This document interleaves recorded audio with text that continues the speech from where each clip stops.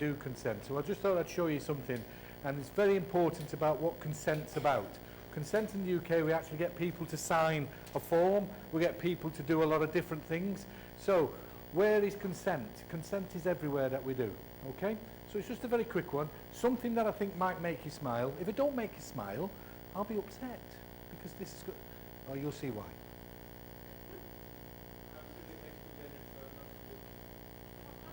So, who is this?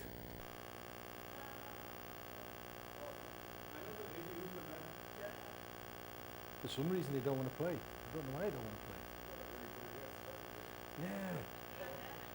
Yeah. I had hair then. So what it is it is a clip, and I'll play the video clip for you off my computer shortly.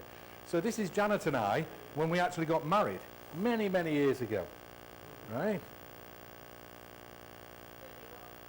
31. I haven't got a clue, my friend.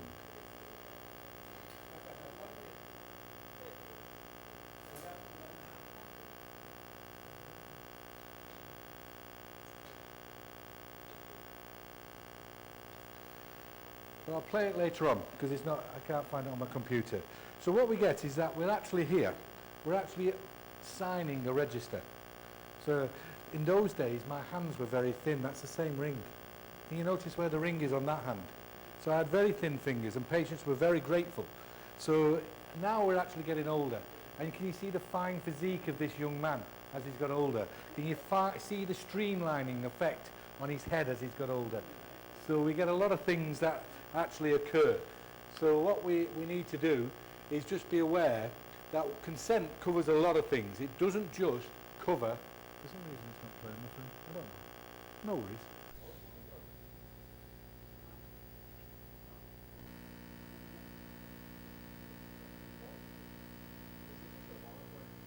It's just a PowerPoint image, is it? Okay. I will find the image on my computer shortly.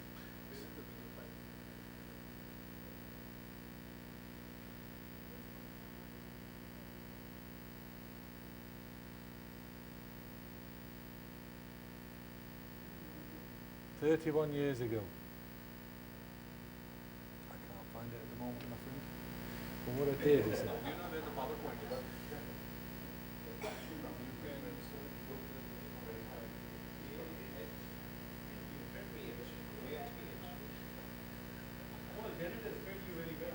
Yes, but that's the same image. Yeah. No worries. Yeah. So I will sort that out before we finish. As in, by Friday, you will actually see the actual video clip itself. But what you'll get is me standing up. You'll see how slim I am. You'll see us walking down the aisle as in we've just got married. What I want you to be aware of, consent is very, very important. And if you do it correctly, if you do it right, you last 31 years. And in the UK, that's a very big thing. Nearly 32 years. Isn't that not right? So, it's a very big thing. Now, what I'm going to do now, I'm going to see if my friend's online. And hopefully he is. Yeah.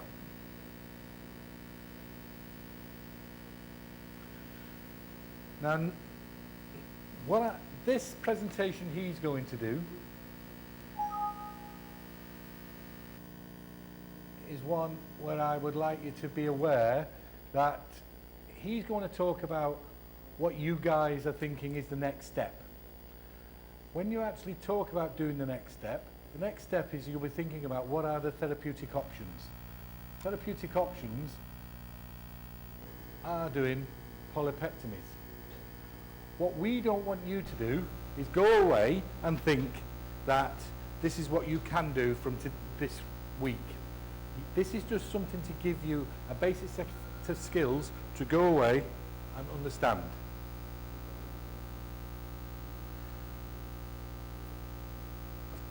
WhatsApped him, but it's now not connected in up there.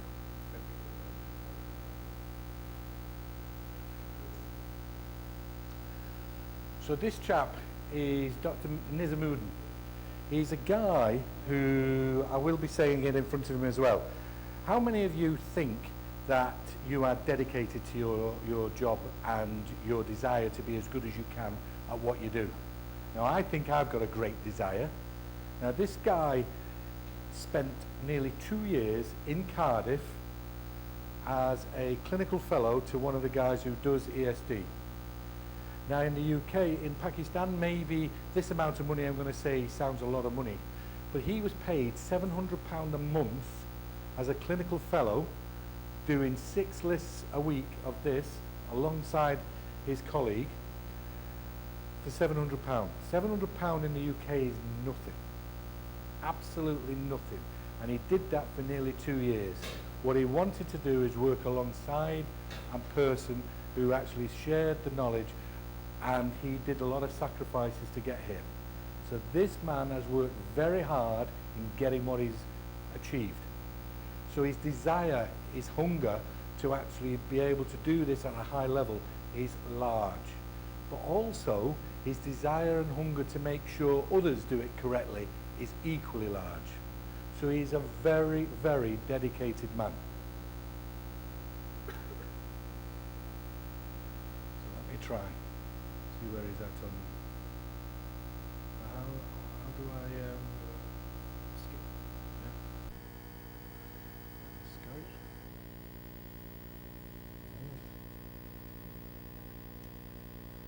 So do I just video him or shall I?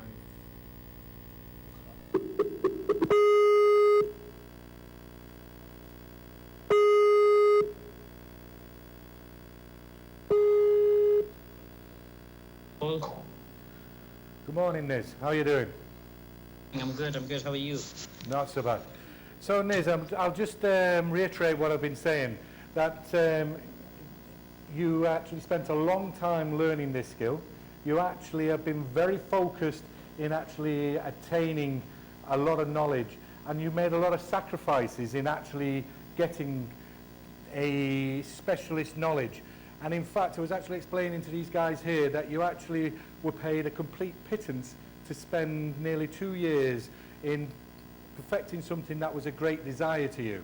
And I'm trying to explain to these guys how important it is that you feel that it's done correctly, how important it is to you that it's done safely. And that I really have been imparting a thing about that they've got to be safe. And so this is not a course that is actually going to set them off to do things, but this is something they could strive to if they had the same desire as yourself. Agree. I fully agree with what you said, apart from the fact that I learned, I'm still learning. You're still learning. So as you can see, this is Nizam, Dr. Nizam to you boys and ladies. Now, Nizam is always learning.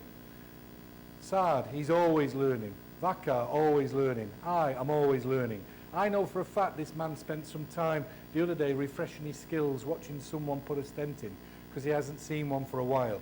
So what you've got is people who have got a lot of experience, who still want to learn, who still don't believe they've attained the heights, even though they are classed as being able to do something. Now, I have a lot of respect for this man. This man has done an awful lot. He works with me, and he's going to work with me for a long time. And I'd hopefully that he's going to give you a presentation that means a lot to you. But if you just give him time, please ask questions. Away you go, Niz. So, do you have the presentation open up there? I do. Paul? Okay. So, we'll go with the presentation first, and then we can go with the questions. Is that okay to everybody there? That's fine. Yeah. Assalamu alaikum. Welcome, everybody. So what I'm going to talk about today is probably not anything new. I'll try and get up a presentation on my own screen because then I don't have it. Give me 2 seconds.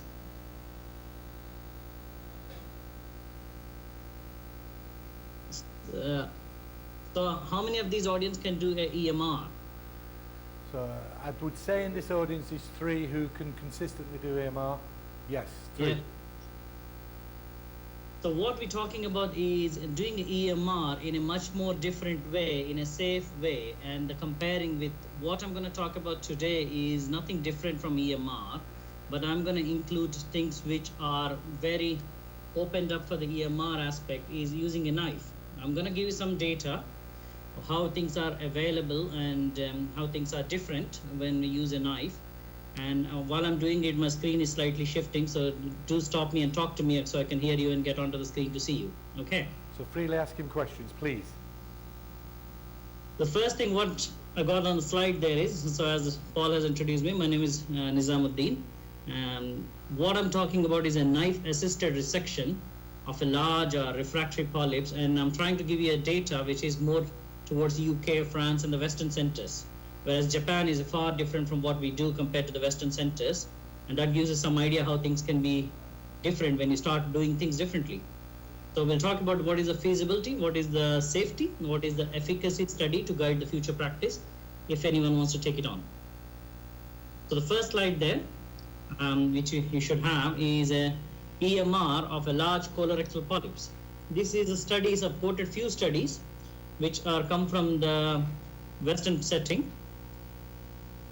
I don't know, lots of people might be well known to Church et al, who's got lots of studies come out of the EMR of large polyps. He published a study in 2003, and that's the time where I believe the EMR concept and colonoscopy was getting very, very up and running with polyps and things in UK. He put a data of 310 patients, and he published his data. And we all do colonoscopies for living, and the main worry is, apart from the pain, apart from the discomfort, the main worry as a gastroenterologist is it going to bleed? Is it going to perforate? Agree? Agreed. So this chap has quoted his bleeding risk of these 300 patients as 8%. This is the bleeding which is not just dealt in the room. This is the bleeding which needed some kind of a transfusion or some kind of workup and admission into the hospital. Not some bleeding where you put a clip and patient is gone home. That's not significant bleeding. And he quoted his perforation rate as less than 1%. The problem is everything looks brilliant there, 310 patients, good study. When they were looked in 3 months' time and a 1 year time, the recurrence rate was 44%. And when there was a next study in 2007, the recurrence rate, if you see Arabi, he quoted 40%. There are other studies where the percentage is recurrence is the main problem, whereas on the day we may be worried about bleeding and perforation, but with EMR, there's not much perforation happens. You know when to stop, you know what to do. I've just put a little slide. I don't think this is going to project very well, the endoscopic submucosal dissection, just to bring to the next aspect. The problem with EMR is this recurrence. And is there a way we can deal with it to avoid the recurrence? The recurrence means the problem is we're not clearing the polyps very well. We're not giving the pathologists information what they want, what they need. Is that you have happily cleared the polyp, and is there what is going on inside it? That is where the ESD or a knife-assisted role comes in, where you get a clear, good pathology specimen. You inject, you lift it up and use a knife. Whatever knife you use, depending upon the small curve, now there are about 20 types of knives you can get. You can use them through the endoscope and you can resect a good lesion. That's what ESD is all about. Next slide. Yep. So the ESD is developed in Japan, and it was never meant to be developed for a colon. It was developed for a gastric cancer.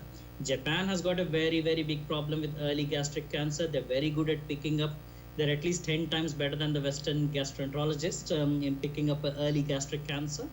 We're still getting there, but we haven't got there compared to Japan. So they developed what we call as ESD, where they use a knife and they resect the early cancer and they get rid of it. This concept has been developed and has been taken into the colonoscopy. The benefits of this concept is you get a good resection, you got a very high cure rate, there is low recurrence. I won't say there's no recurrence, but in a good hands, there's no recurrence. And you get a very decent laid out histology specimen where the pathologist in his own time can give you a clear answer. So far is very good. What is the problems? The problem is it takes a long time to do it, long procedure time. It's got higher complications in an inexperienced hands, and it's got a long learning curve, and there is no proper training methodology in Western countries or Asian countries where you can call yourself as an endoscopist. In Japan, the gastroenterologists go for a 2.5-year course where they actually do pure endoscopy, and that's what I tried to do it. I did spend 2 years trying to just do endoscopy. Apart from my shoulders and my wrist start hurting, I also financially nearly bankrupted. Next slide, please. Yes. Japan, the colorectal ESD data. I mean, anybody who goes to the international studies and present endoscopy courses will hear about Saito. Saito is a well-known figure from the Japan. He's presented the first ESD data in GI tract. It's in lower GI tract, where he presented about more than 1,000 cases, and he quoted the complication rate is about 6.8%. He quoted his perforation rate as 6.8% and a bleeding rate as 1.5%. But these are the people who are well trained to start with, and these are the people who do it day in, day out. Farhat is a well-known gastroenterologist, professor from France, and he presented his French series. I think this is one of a kind which came out in 2011. This is very interesting. Farhat did 188 cases, and I have to really appreciate his daring to present his data and put it on international stage. His complication rate was 29.2%. 1 in 3 patients was having a complication when he was trying ESD. He perforated 18% of patients. That means 1 in 5 patients who was lying there to have a ESD in his hand were having perforated. And his bleeding risk was 11.2%. This is the real data from a Western population. And this is what happens when we see somebody's good studies and try to do it. But it's good, he presented it. So when I was working at Portsmouth, I have a professor called Dr. Bhandari, who's a well-known figure in gastroenterology world in UK. We collaborated together and we decided to go for an ESD and bring it to the Western population. Pradeep himself, Professor Bhandari himself, went to Japan and spent 6 months standing next to Japanese people. And because you're not allowed to touch patients over there, he learned there and he came back, and then we invited time and time professors from Japan to come and assist us. So that's how we got started. We started with patients and I put together about 10 years, 7 years of data there. 2007 to 2014, all done by one person. We came out with 170 polyps in 170 patients. Male and female were equal. The range of polyps we're talking about is anything from 20 mm to 170 mm. These are decent polyps. There was a highly selective population who agreed, who consented, and who were happy to be tried. I'll give you brief results when we did it. 170 patients, 129 were adenomas. Sessile serrated was 17, of which 170 polyps we removed. 8 of them turned out to be, we had a cancer in them. 4 of them were, we even in spite of using a knife, the pathologist was not comfortable in giving a clearance, so they went on to have a surgery. 4 of them were cleared by endoscopic follow-up. Dysplasia was seen in another 3 of them.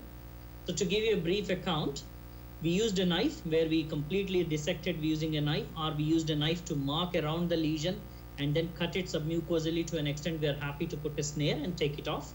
So we used a bit of mixed technique, maybe lack of patience, maybe we were getting worried, maybe the time taken, whatever the reasons in that, or the polyp itself doesn't needed a complete dissection.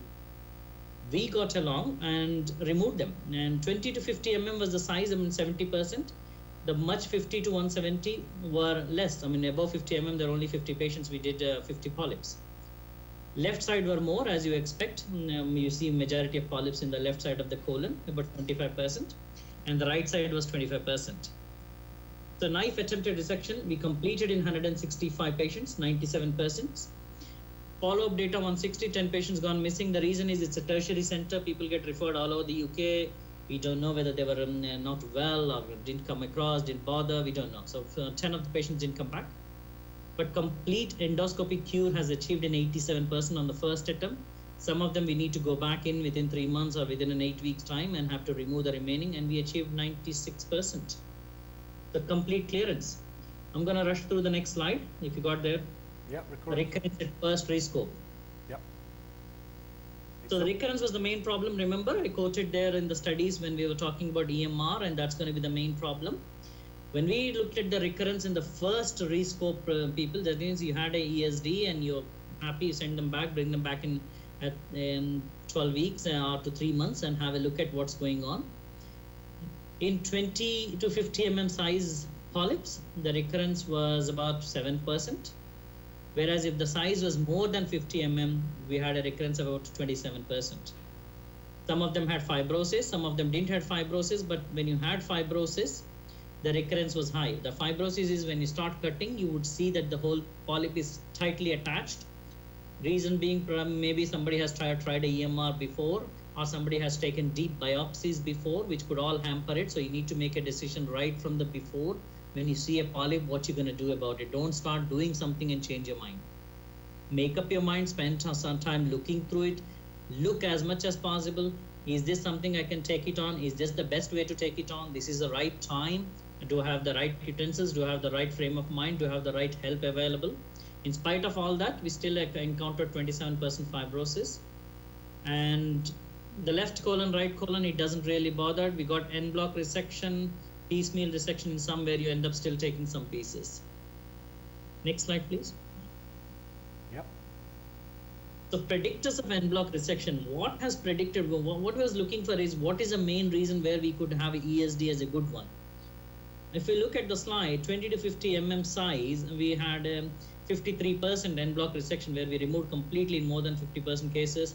In other cases, we had small pieces in spite of doing that. In more than 50 mm polyp, when the size is large, you hardly got 10 to 12% of complete resection because you cannot get everything as a carpet laid out for there. Fibrosis and site did not really predict. There was no huge change whether you have fibrosis or not, depending upon the en bloc resection, because this is what matters for a pathologist and a good resection. Did you get en bloc? Did you get everything cleared off? So what I can say is that the 20 to 50 mm is a significant predictor of en bloc resection. That is the best thing for ESD. Once you cross your 50 mm size, you probably have to think, do I need a surgery? Do I need another option? Shall I take it on? Is this person doesn't have another option? Is he not a surgical candidate? And all those things come into factor. If it's a 20 to 50 mm, you should be able to do it with ESD in a good hands. So let's talk about when you talk about learning. Can we go to the next slide, please? It's a graph. The learning curve, yes. And learning curve, this is what probably matters to the audience over there. When we looked at our learning curve and how much we getting, these are pure polyps. These are good polyps. There's no fibrosis. Nobody attempted anything. These are the polyps which we thought, okay, these are nice specimens. We looked at it. We discussed in our meeting. We agreed to do an ESD on them. We agreed to use a knife and resect them. And when we looked at our en bloc resection rates, in 2001, we were getting less than 0.4%. 2002, the graph goes up. 2012 and 2013, we achieved double the number. So as we were doing every year, the more and more, our resection rates and en bloc rates and trying to get it there is getting up. Next slide, please. Bar graph. So the learning curve, 20 to 50 mm polyps.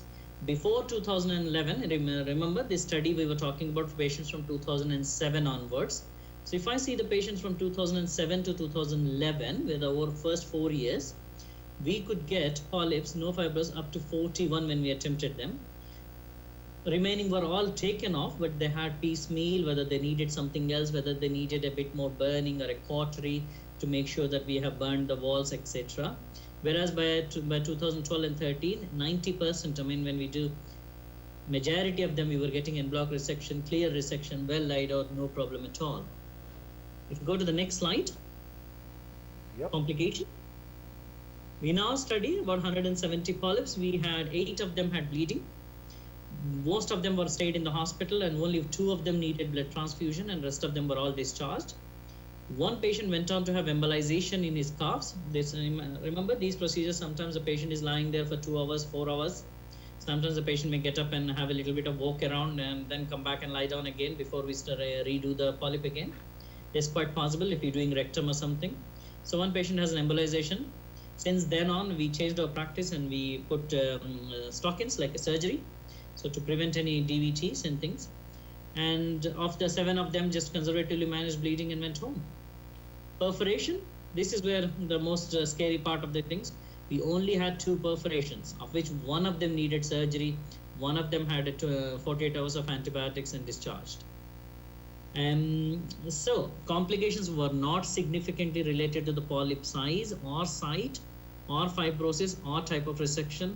Whether you take it en bloc piecemeal, complications were happened early in our practice. It comes down to experience and doing it properly. Next slide, please. Discussion.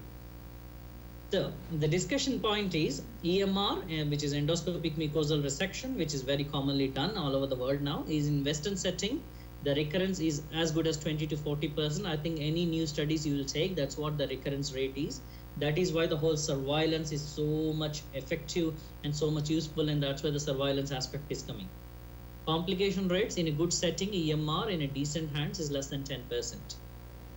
If you come down to ESD, I told you all the benefits of it. Even in Japan, the perforation rate of ESD is 4 to 6%. ESD in Western population, I think the perforation at the moment is 10 to 20%. If you use a knife, the recurrence rate will come down to 13.1% in any worst case scenario, and the perforation rate will come down to 1.2%. So it is safe, it is effective. Let's come to conclusion, place of knife assisted resection. Slide please. Conclusion? So conclusion, knife assisted resection is feasible. Complication perforation is actually lower. The recurrence rate is very, very low. So you have better than EMR. You get good resection. You got a guaranteed patients removed their polyps. You get recurrence and scar polyps, and fibrosis discussion won't be there. En bloc resection, definitely rate improves with time. Feasible to cure polyps with fibrosis as well. There's no problem at all. The problem with these polyps and these resections is the number needed to treat. In Western setting, when I was learning, I would say at least you have to do 100 with somebody who has done this before we think we can take it on. So the learning curve, number needed to treat to get it en bloc resection, from our experience, I can say is you have to get at least 100 under supervision. First 50, you start with that, and you have to know your size, you know to know your polyps, know what kind of setting it is, and then take it on. And once you cross 100, there's a good chance that you could be able to get on and do independently. The last slide, please. Last slide. Thank you for taking time to listen to me. Paul only gave me 10 minutes, so I could do this much. I don't know what, you could see Paul there receiving awards. He's taken many, so I'll let him explain you what he's doing there. That's the hospital picture which I work currently.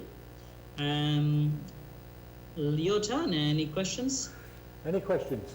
So I've got a question there, Nizam. When you say Yes. that there is a learning curve, and in doing anything like polypectomy of any kind, at what stage do you think the person should consider starting to actually do that? How many, is there a number of colonoscopies they should have done, or is there some other measure that we should be looking at? Right. Colonoscopy was a good question basically. The number of colonoscopies, even though everybody can do a colonoscopy, as a gastroenterologist, most of you all, there are different type of people who do colonoscopies. Some are a lot more comfortable. The day you start doing your therapeutics is when you're absolutely comfortable with your colonoscopy. I think the learning curve starts with how you could place your tip of the scope, where you can line it up, how comfortable you are to get a short scope in position, how comfortable you are actually to rotate and get the right position for the right polyps when you're doing even your EMRs. So I would say unless you at least crossed your colonoscopies more than 1,000, don't even think about it. Excellent. So what I'm trying to get hammered home to these guys, even though that they will go away feeling very confident on day 3 from this course, that this isn't something that a novice should be doing who's done, or consider doing, who's done less than 1,000 or even more. Would you agree with that? I would completely agree with that. And then it's not about what your ability to do, what you can do. It's ability of how much support you have. If things go wrong, do you have a good surgeon on standby? Do you have good facilities to deal with it? You've been very open and clear with the patient that you got a learning curve there and you're trying to take on something to help, and this can go wrong, and are they mentally prepared? It's a different in consent how the gastroenterologist and the surgeon does. Surgeon sits down with the patient, tell them very clearly that things can go wrong. You'll end up in an ITU with the pipes all over the place, and you are not going to like this, but this is going to happen. That's what the surgeon tells them, and they consent. Whereas a gastroenterologist, we play down the bleeding and the perforation as if nothing is going to happen, and you're just going to get up and go home. Yeah. I think it's not the case. Here it is, you're going to tell them very openly, very clearly, and you have a mutual consent, and then you get on with it. If you can, and you better have somebody who can, when you're tired or when you're not able to deal with it, you will get something called as a shock, where you could just stand there and unable to deal with it. So you have somebody on standby who could just take on. So would it be fair to conclude then is that in Japan what they tend to do when they're taking on any complex EMR, there are 2 really experienced colonoscopists who do it, not at the same time. So they're there supporting each other. So it's not just a procedure taken on by the set colonoscopist. Would that be fair? That's absolutely fair. In Japan, when they do it, they usually have 2 or 3 fellows around them, and they usually have they also, what I've seen in Japan is they keep an extra stack just next standing to it, an extra stack and an endoscopy. If you get a block or something, they'll take this endoscope off and put another scope back in, and they have grasper, they have their equipment available. And most of these Japanese big centers which do ESD have a surgical unit in the same floor.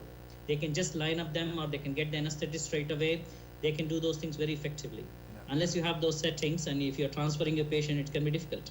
So the reason for that question is for me to actually just highlight to these guys here that it's not just about taking off a polyp, it's actually about having the right equipment and the right support network. And if you haven't got that, then you shouldn't be doing it. Yeah.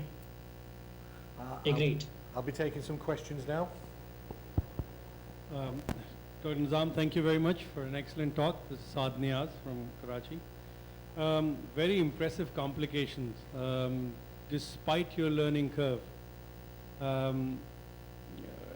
How do you explain that? I mean, you know, looking at the previous results that you showed, the complications and still reported are higher. And from the time you started to now, your complications have been very low.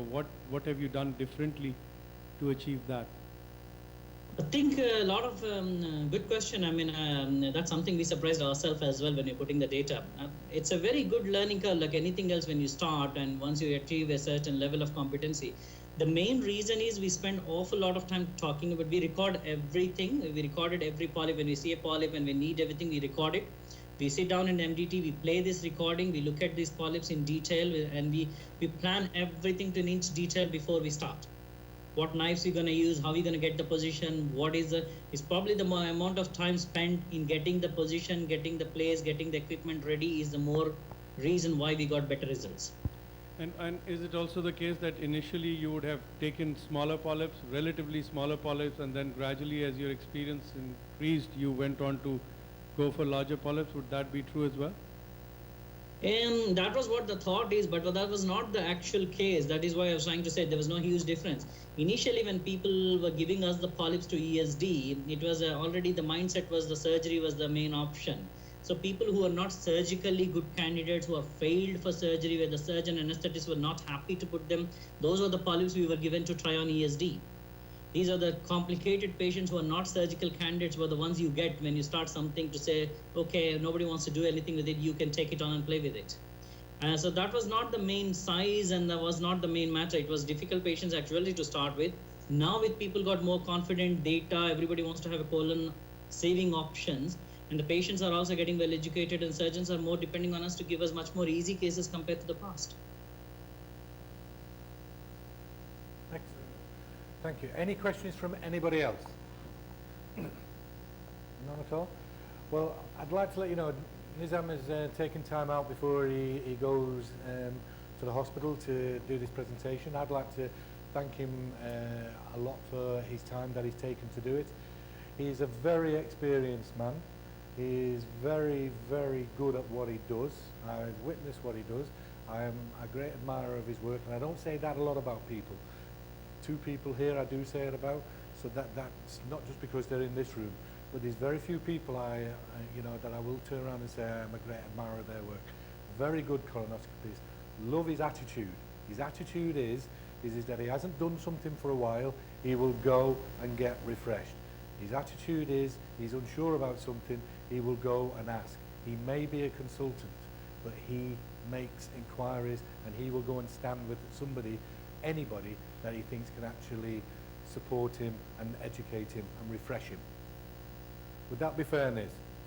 That's absolutely fair. That's why I was standing in your room for a lot of time. No, that's not the reason why I'm saying. I go and watch him as well. And he comes and critiques me, I critique him. And that's what we do. And that's how you improve. We don't make assumptions that you're okay today, am I going to be okay tomorrow? And this man is still learning. Do you hear what he said right at the beginning? I said it deliberately to see if he would correct me like he always does. And he continues. He's still learning. You're learning, he's learning. And that's how we should be. Niz, I'd like to say thank you very much for your time, and thank you for... Thank you very much. Good luck, all of you. Anytime if there's any need, I'm here to welcome. Not a okay, problem. have a good... Thank you. Thank you. Signing off. Bye. Bye-bye. the big take-home message there is not necessarily about his presentation. The take-home message that I wanted to get him to come across from him, he is a consultant.